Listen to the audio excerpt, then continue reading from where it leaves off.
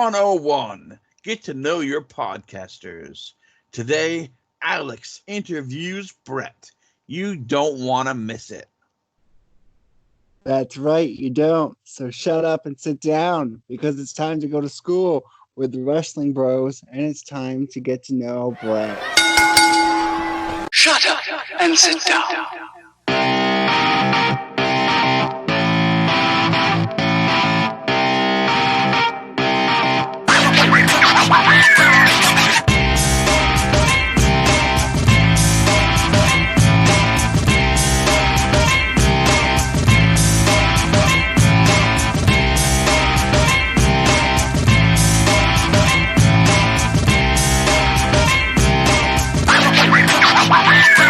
Today, we're going to give you some insight to who we are and why we care so much about professional wrestling and the wrestling community. Today is part one of a two-part video where Wrestling Bros interview each other for your listening pleasure.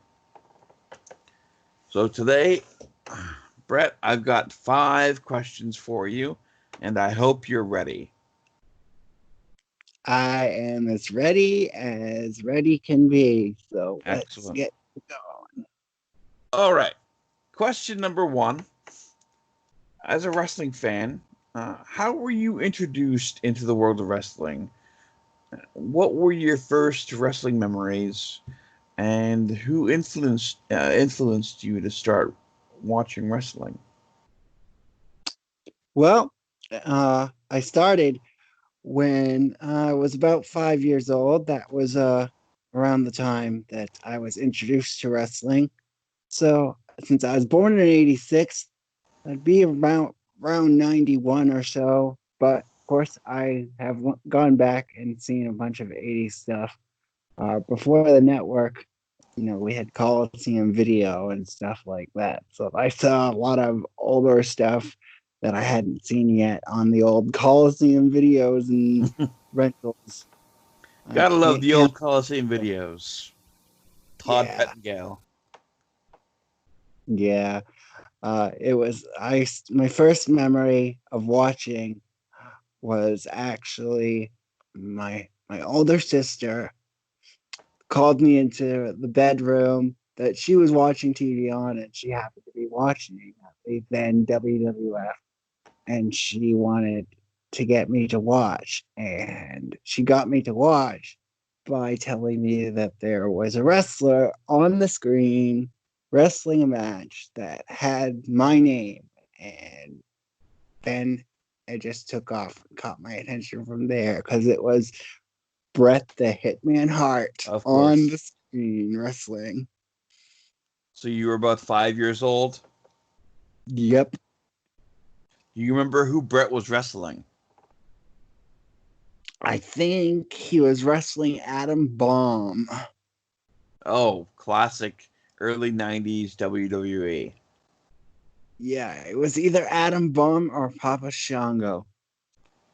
Was this like a Monday Night Raw or like Superstars or main event? You know? It was like Superstars on a Sunday or Saturday, I believe.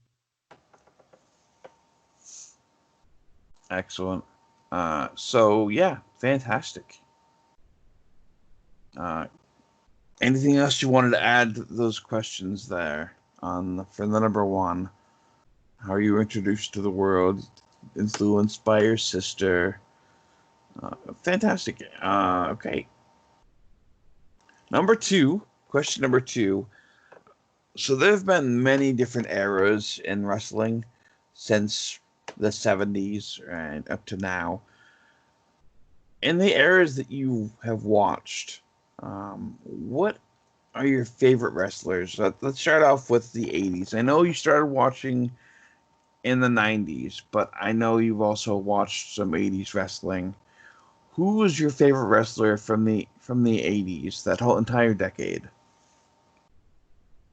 I would have to say that probably my most favorite wrestler from the 80s was either Ric Flair or the Macho Man, Randy Savage. Because even though I did like Hulk Hogan a little, I wasn't a huge like Hulkamaniac like a lot of people were. Okay. I did see its value, but I also liked Macho Man better than Hogan. I even liked Warrior better than Hogan. I particularly enjoyed um, watching Randy Savage and Ultimate Warrior's WrestleMania retirement match for Randy Savage. That was a great match. Fantastic match, yeah. Definitely. No doubt about that. Was there anything specific about Flair and Savage and Warrior that you liked more than Hogan? Even though Warrior's promos were nonsensical and you couldn't really even understand them half the time, That's he true. just to me had more of an intensity than Hulk Hogan. Obviously, the way he ran to the ring and way better music. And It was more of a I think, cartoon character, right?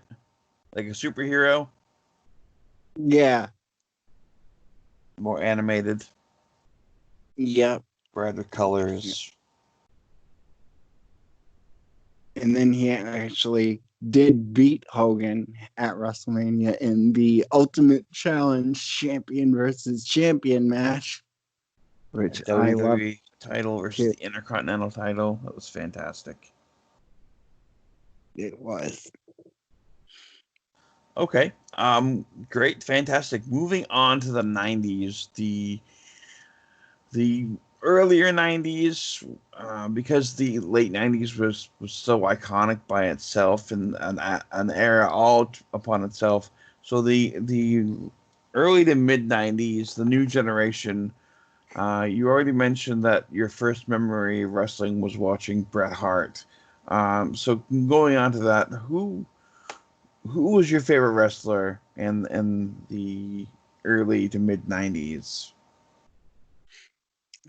Uh, Early to mid 90s, like when I first started watching, Bret Hart quickly became my favorite. Then watching him feud with Owen Hart, that was really good. I loved Owen a lot because of that whole storyline they did between the brothers. Kicked your leg out And of your leg. yeah, I loved that. I'll never forget there's I believe it's their Survivor Series match against the Quebecers when that happened, Hmm. and The that inevitable Owen Hart heel turn. yep. And so I loved Bret and Owen. I love that. Then when Bret Hart started feuding with Shawn Michaels, that's when I started to take more of a liking to Shawn than Bret. And then Shawn became my favorite, and Bret was my second favorite. So watching their whole rivalry was crazy to me at the time because they were like both my favorite guys. And they were obviously, as time went on, you could tell, even before I knew that it was a work, you could tell that they really didn't like each other. Yeah, there was a lot of animosity. You could feel the tension, but you could Yeah, also tell that they were the two top guys in the business. So most. that's excellent. Okay, now moving a little further on into the late '90s, going to the Attitude Era. What wrestlers were your favorite then? What wrestlers were you looking forward to seeing on the shows the most, and why? When we get to the Attitude Era, uh, that's when I started to love, the Monday Night Wars, and they had the NWO first show up with the Outsiders before Hogan was revealed as the third man, and that's what actually got me into WCW because before then I was primarily just a WWF viewer. But when NWO came along, that's when I got interested in WCW and the Monday Night Wars. And then, of course, DX was formed. And I absolutely loved that because I already loved Shawn Michaels. So that was just a great time for me. I So loved watching. you're a big fan of the Click, I take it. Yeah, I was. I was very much a big fan of the Click even before I realized they were all actually the Click backstage. Even like Razor and Diesel and the New Generation and stuff like that.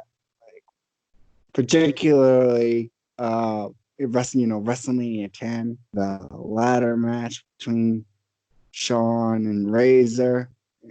I didn't have any clue they were friends at that time. I don't think you did either. I No, we didn't. remember Yeah, there was watching no internet back WrestleMania. then, so we couldn't be smart marks back then. Right. I remember watching WrestleMania 10 on Coliseum Video with you and watching that ladder match, and we were on opposite sides because you loved Razor and I loved Shawn. That's right. And we didn't know who was going to win yet. So we were sitting there rooting for the other through the whole match. But it Back was a memorable experience back when for we were sure. innocent, pure little marks. Uh, Back when the world was untainted by cynicism. Yep. There was Coliseum home video. All right. Fantastic. So moving from the Attitude Era, sadly, the ruthless aggression era, starting in the early 2000s. Who really, who was on your favorite list of people to watch? I know the ruthless aggression era spans out like 10 years or longer, but like, so for the 2000s, who did you like the best and why? In the early 2000s, I definitely enjoyed Evolution, and particularly Randy Orton at that time when he was, the gem of Evolution, the up and coming star, and like his Intercontinental title reigns Mm, at that time. And like, as funny as this is to say right now, considering what we've just put out, his stuff with Edge yeah. If and those of you who are listening right now, we are at the time of recording. This is June 11th, 2020, just a few days away from Backlash, the greatest match ever between Randy Orton and Edge. They're promoting. So this is what, in case you're listening to this, months later, that's what we're talking about. yep.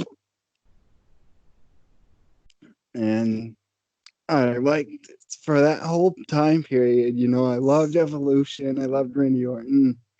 I loved Triple H coming into his own and becoming a main event star, even though there are a lot of people out there that didn't like that because he did tend to keep himself on top for quite a while. But I was still quite entertained by him, especially when Shawn had his comeback and they Oh did yeah, all the feud they did between those two, the numerous awesome matches and the blood feud they had was just amazing. awesome, awesome. All right, and then so moving away from the first decade of the new millennium, the 2010s to now, who sticks out most to you? Who do you look forward to seeing whenever um, it's said that they'll be wrestling? Well, when you get to the later thousands, uh, I enjoyed a lot of work from Eddie Guerrero and the early John Cena, the Thugonomics John Cena. I loved that John Cena. And Before the Marine. yeah, before they started to do the whole put the machine behind him thing and shove him down everybody's throat. Yeah. I really liked his work then. And looking back at it now, his work during the time period in which they were shoving him at us was pretty decent. It was just the way they were shoving him at us that made me not like him. Yeah, So he was the WWE superface that they just pushed down everyone's throats and made us hate. Basically, it was not his fault. It's the machine. It's clearly creative. It's Vince McMahon. You know. yeah, I find that I actually appreciate John Cena more now than I ever did during that period of time. Uh, I also enjoyed, um, the older Brock Lesnar before Suplex City came along when he did more than just suplexes. Are you talking pre UFC Brock or when he first came back from the UFC? Pre UFC Brock, before he decided to leave WWE to try football. Back when he was the next big thing, Brock Lesnar. Yeah, because he did a lot. Like he didn't phone anything in back then, and That's true. he could actually really wrestle, and you didn't do just one or two big spots and a few suplexes and destroy. He actually showed up to work, and he still can do that now when he wants to, but he just has to want to. Yeah. I also enjoyed um, the big evil version of the Undertaker. Not so much the American Badass You're version. doing it now. That Undertaker? Yeah, the big evil Red Devil Undertaker, who before he was a face, turned face and got the song with the lyrics in it. When he Oh, was a the heel and yep. he wanted respect out of everyone and he was going to beat it out of everyone. I love that Undertaker too. I have a very distinct memory of that Undertaker uh, fighting Tajiri and winning the Hardcore Championship from Tajiri, and getting like Yeah, a face full of the green mist and still winning. And I always thought it was kind of like surreal to see the Undertaker win the lowest belt in the company, the Hardcore title. You know. yeah, definitely. That was quite strange. And then he got his world title run after he beat Hogan for the undisputed belt. I remember that. Mm, That was pretty cool. yeah. I actually enjoyed that run of Hulk Hogan just because they did a lot of matches that were really good and interesting. And they knew how to do it well. And of course, I also enjoyed Hogan's match with Shawn Michaels for all the wrong reasons. That thing was just such a train wreck. Yeah, the overselling Michaels did in that match just made it like so hilarious that you couldn't even look away because it was so funny. It Um, was just great. I loved it. And yeah, as far as stars today, uh, I think the best stars that have been around today, um, other than CM Punk, who is no longer wrestling, unfortunately. sadly, it's a Uh, travesty yeah, that CM Punk's not wrestling anymore. yeah, very, very big travesty because he's great. He's great with everything. But other wrestlers that I enjoy today, that I think are like, the top guys in WWE that I really enjoy are like for in terms of actual wrestling ability, like Daniel Bryan, AJ Styles, Seth Rollins. They can all bring it really well. Definitely, without a And doubt. there's characters that I like the Fiend Bray Wyatt, Oh God, yeah, and of course he doesn't have the the necessarily the overall wrestling ability that somebody like AJ Styles or Daniel Bryan can bring to the table, but he totally makes up for that with his character work. I don't know. And Bray yeah, Wyatt is no slouch in the ring. He is no, I'm very not talented. saying I'm not saying he's bad in the ring or anything like that. I'm just saying, he's not the most technically proficient, guy or a phenomenal AJ Styles. And we saw what happened with him and Seth Rollins, but that was more WWE Creative's fault than either one of theirs. Yeah, that was just bad booking, bad story writing. Yep. Okay, fantastic. Anyone else you wanted to mention now that you really like, that you don't miss a match because they're in it? Well, if we're talking, are we talking about just WWE No, or no, we're talking all wrestling wrestling? altogether. Okay, well, I do enjoy AEW as well as NXT. Um, when it comes to AEW, I love watching Chris Jericho because Of everything he course. touches turns to gold. Yeah, Everything he does and everything he touches turns to gold. He cannot do anything wrong. he's great. Not no and no doubt about that.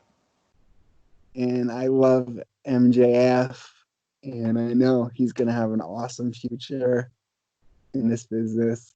Hmm.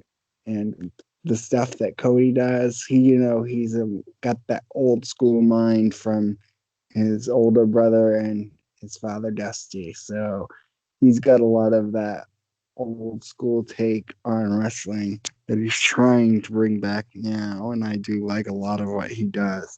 Although sometimes I think he goes a little overboard when he doesn't have to, but he's still Yeah. pretty cool.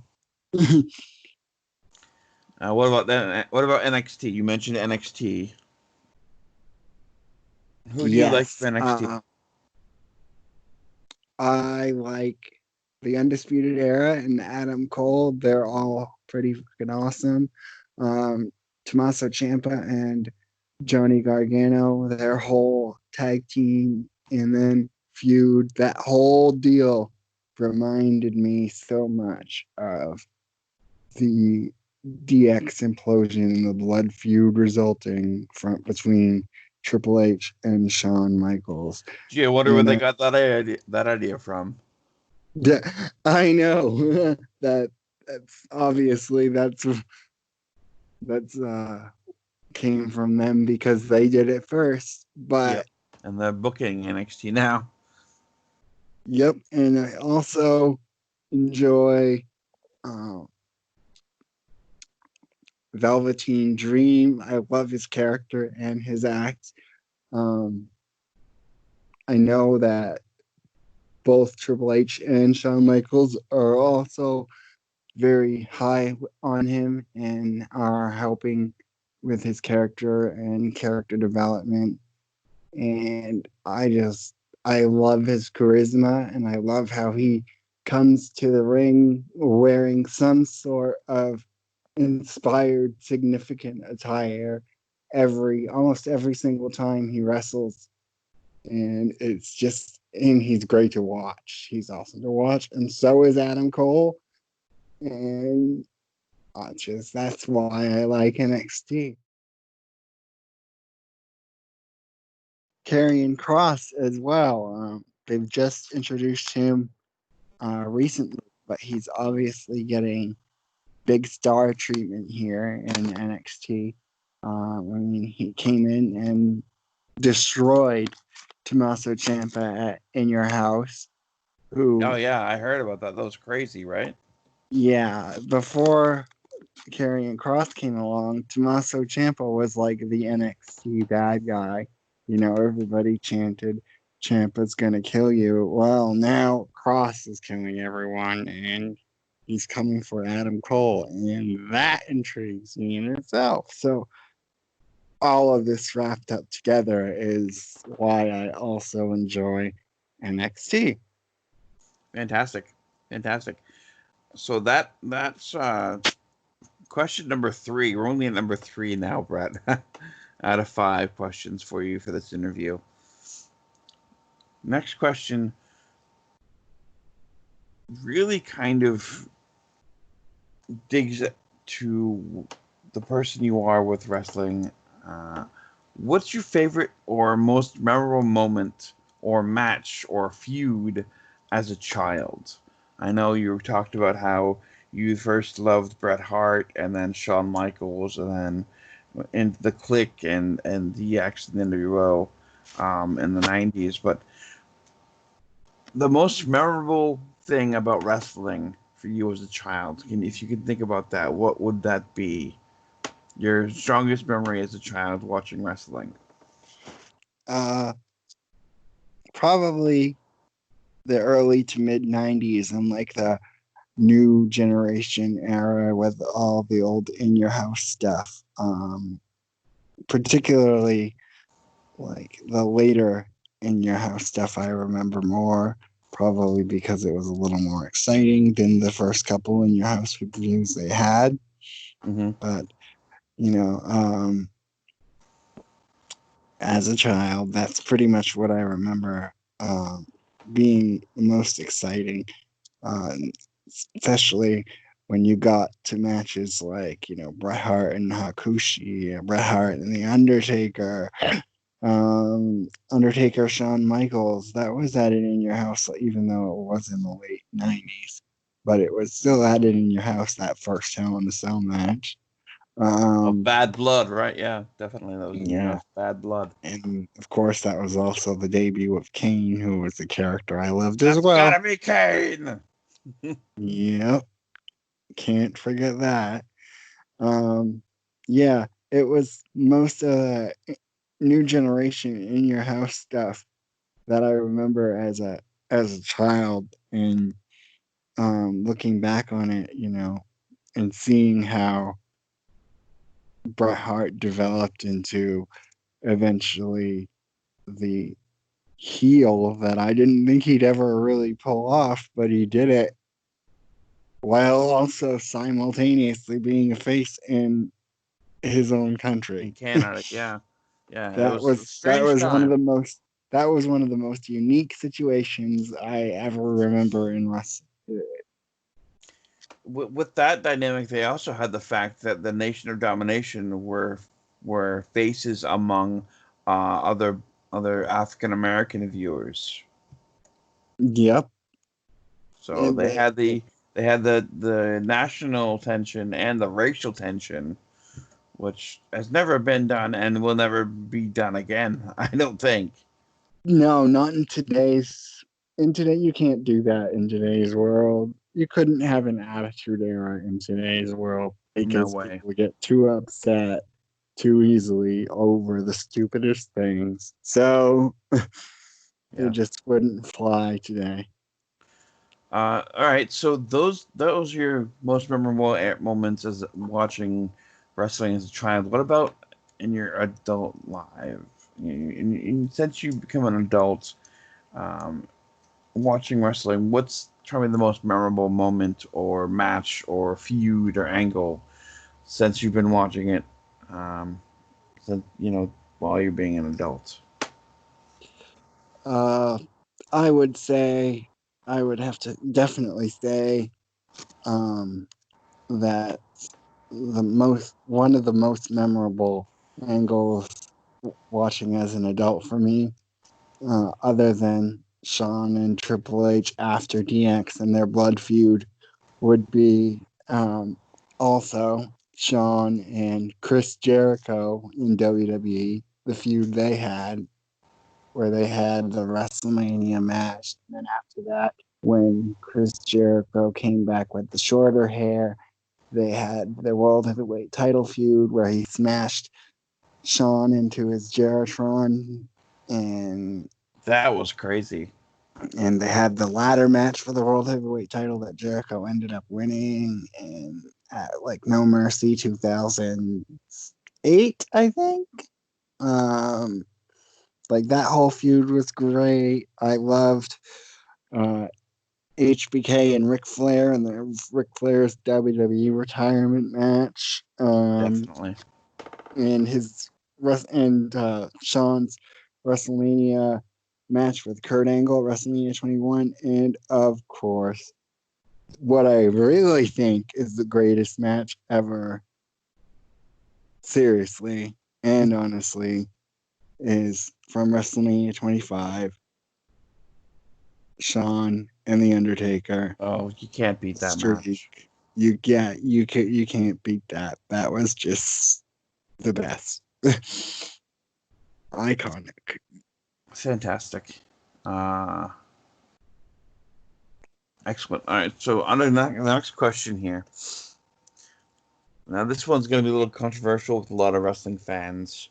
When did you realize for the first time ever that wrestling is a work? That wrestling is not an actual factual sport? That the outcomes of the matches are booked?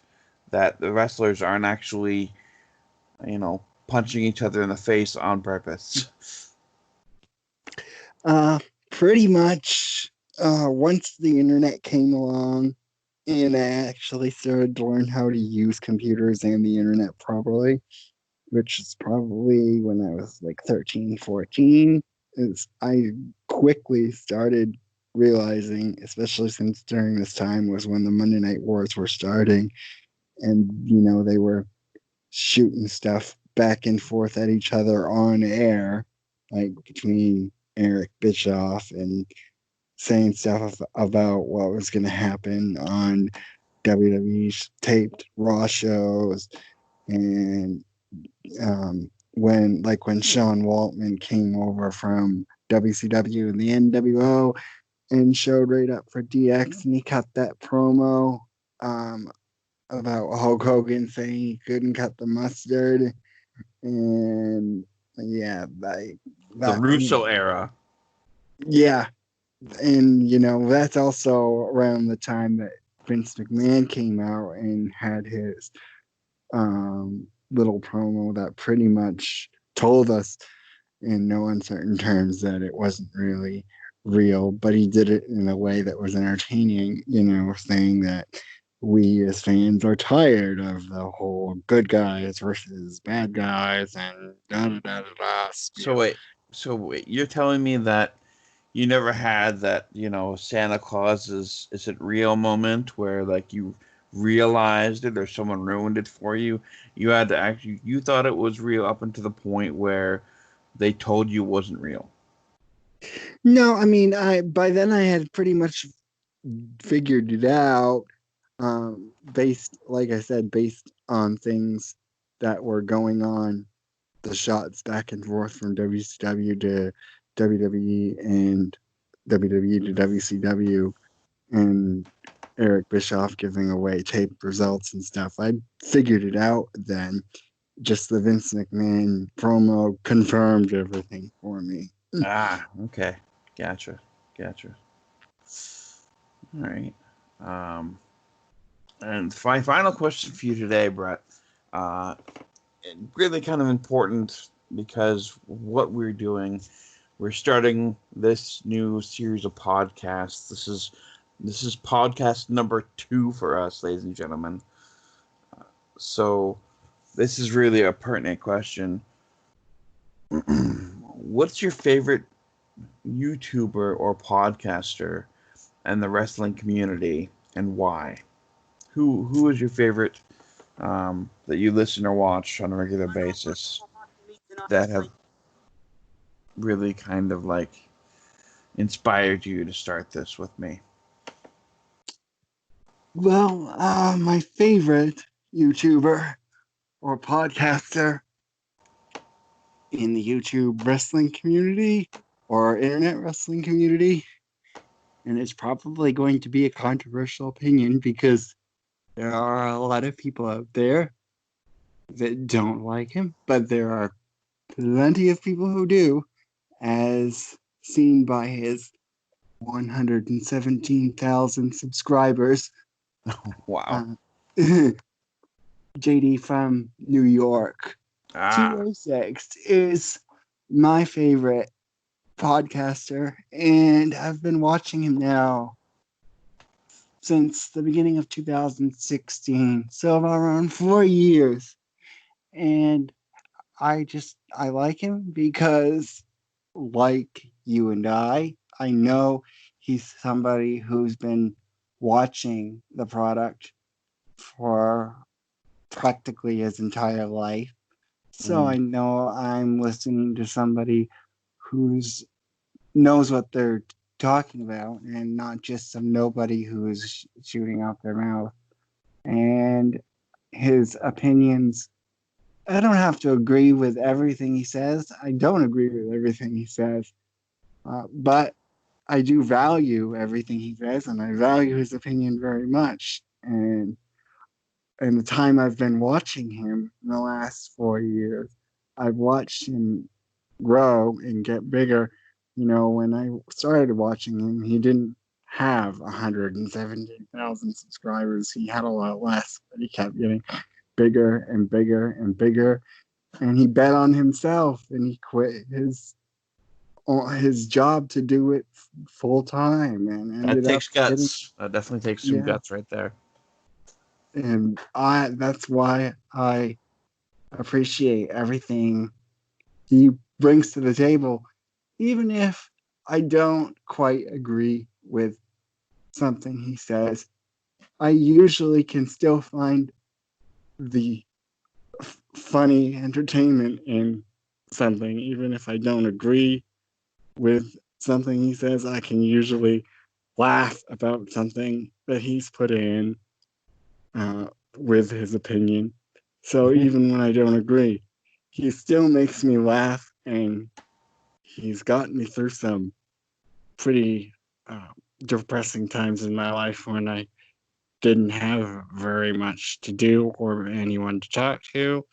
And I would turn on his podcast and listen to his jokes and his rants, and they would make me laugh. And I'd say, hey, this is a guy who's funny, and he'll give it to you straight up how he sees it with the volume now up to 110%.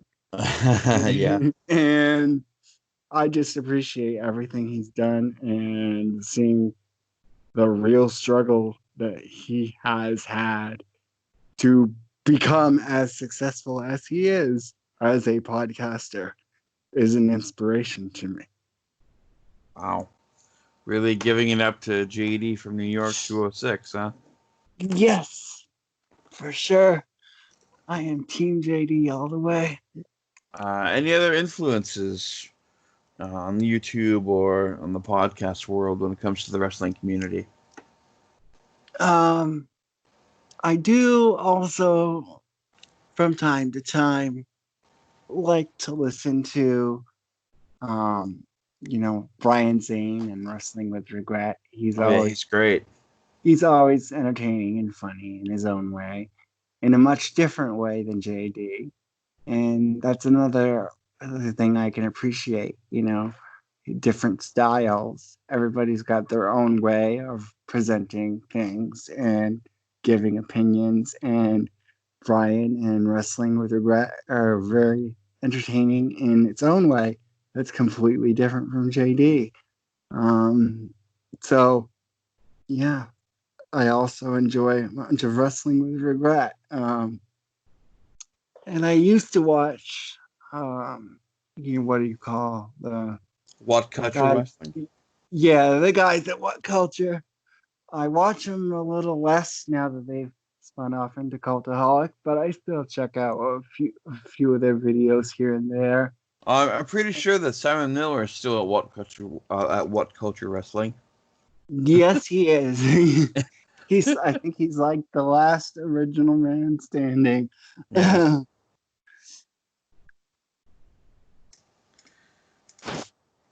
All right. Well, I believe, unless you have anything else to add, Brett, that is the end of my questions for today. No, I think I covered everything I wanted to throw out there. Fantastic. I hope that I've helped anybody who's listening to this get to know me and get to know my views and where I'm coming from as a wrestling fan. Because I have been a fan since I was 5 years old, and I am now about to turn 34 next month. So, Looking forward to your birthday. quite a while. Yep, I'm looking forward to getting another year older. As we all are. Excellent. All right. Well, thank you very much, ladies and gentlemen, for listening to our number 2 podcast. Stay tuned next time. Brett will be interviewing myself, and you'll get to know a little bit more about where I am and what I know and love about wrestling. So we look forward to that. Hopefully, we'll have that on the channel in a day or two. And don't forget, this coming weekend, Brett and I will be reviewing AEW Dynamite as well as SmackDown. And then right around the corner after that, we have Backlash. So keep posted. We'll be uploading those to YouTube as well. We don't currently have a platform for just audio podcasts. That will be something we work on in the future. Also, I mentioned in our first post that please bear with us. We're still working with rudimentary audio and video recording, and eventually we'll be improving our product for you. Please, if you like what you hear, give us a comment, a like, subscribe, follow us on Twitter at bros_wrestling. Yep, we've got a lot more content coming with this weekend with Dynamite and SmackDown and the Backlash review. So you don't want to miss it. Give us a follow. Well, that was 101 Wrestling Bros. Get to know your podcasters. School's out.